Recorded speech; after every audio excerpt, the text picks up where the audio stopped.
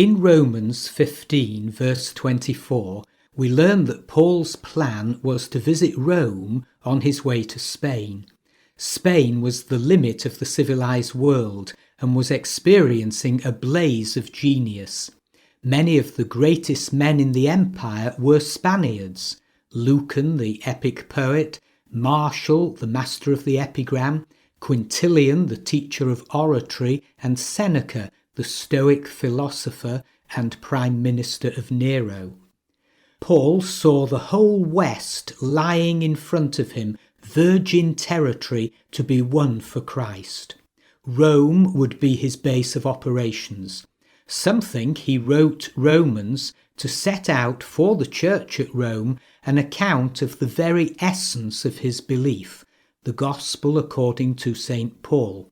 The law laid down what a man must do, the gospel laid down what God has done. When Paul wrote Romans, he was actually on his way to Jerusalem with a monetary gift, a relief offering for the poor saints in the Mother Church. Paul had organized a collection throughout the younger churches. The saints in Macedonia and Achaia had responded well.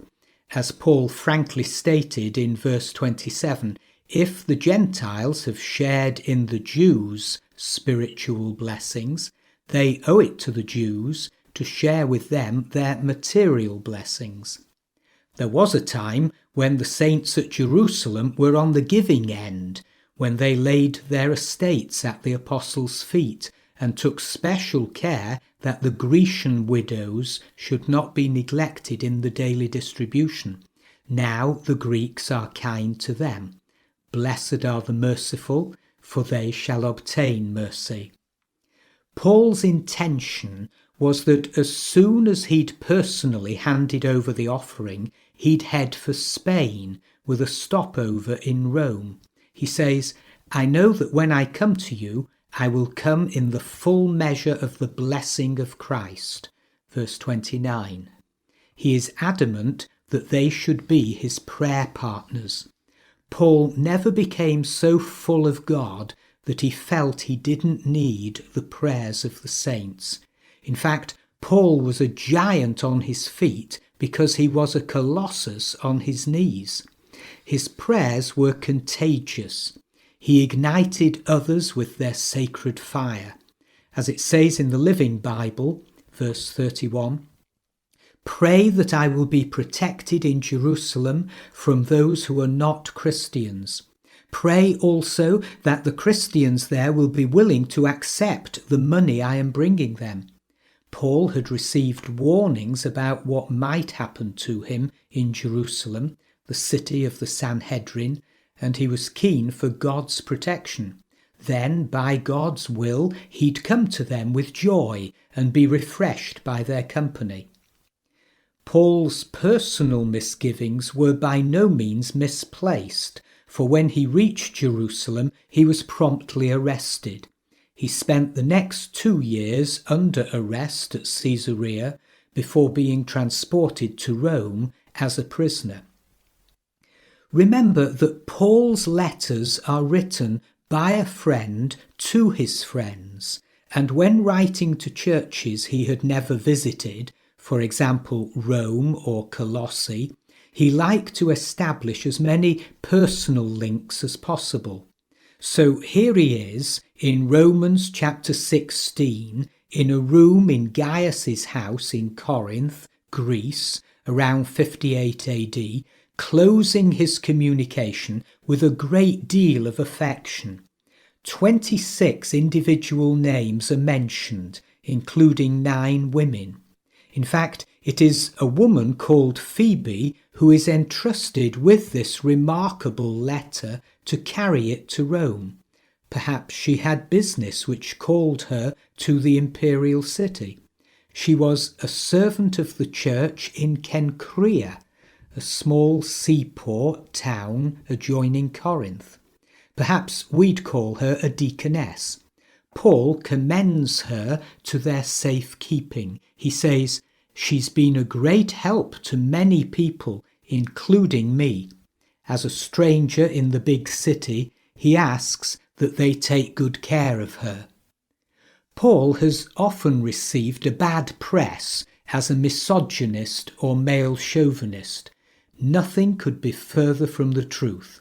His appreciation of the work done by women in the church shines through chapter 16. Paul comes across as a man who kept in touch with people and wants them to know he remembers them. He mentions Priscilla and Aquila, who risked their lives for him. He'd been in much danger in Corinth during his second missionary journey, and these fellow tent makers sheltered him. Now they are back in Rome. Priscilla precedes her husband 4 out of 6 times they are mentioned due to social rank or uncommon influence. She may have been connected with some noble Roman family. The church gathered in their house. Paul mentions his relatives who have been in prison with him: Andronicus, the name means conqueror, and Junius, who are respected by the apostles. They must have been Christians at the time of Stephen the martyr, for Paul writes, "They were in Christ before I was." Verse 8 is interesting. It says, "Greet Ampliatus, whom I love in the Lord." It was quite a common slave name.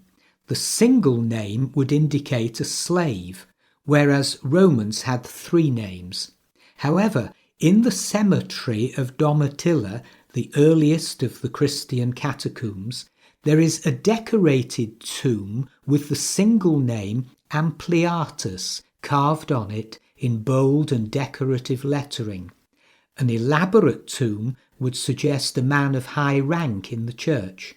Certainly the early church was largely the worshipful company of slaves. Social distinctions were wiped out in Christ. Tom Wright points out that 2 celebrities named in this list may not have been believers themselves. He cites those who belonged to the household of Aristobulus, he was the grandson of Herod the Great, and those in the household of Narcissus, he was a favourite of the Emperor Claudius. Aristobulus and Narcissus were heads of great houses in Rome, and the slaves in their households had come to faith in Christ. In verse 12, he mentions Tryphena and Tryphosa. They may have been twins. Their names mean dainty and delicate. They had been working like Trojans for the sake of Christ.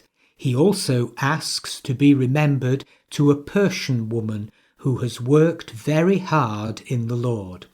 Everyone Paul mentions in this prayer list was a trophy of grace.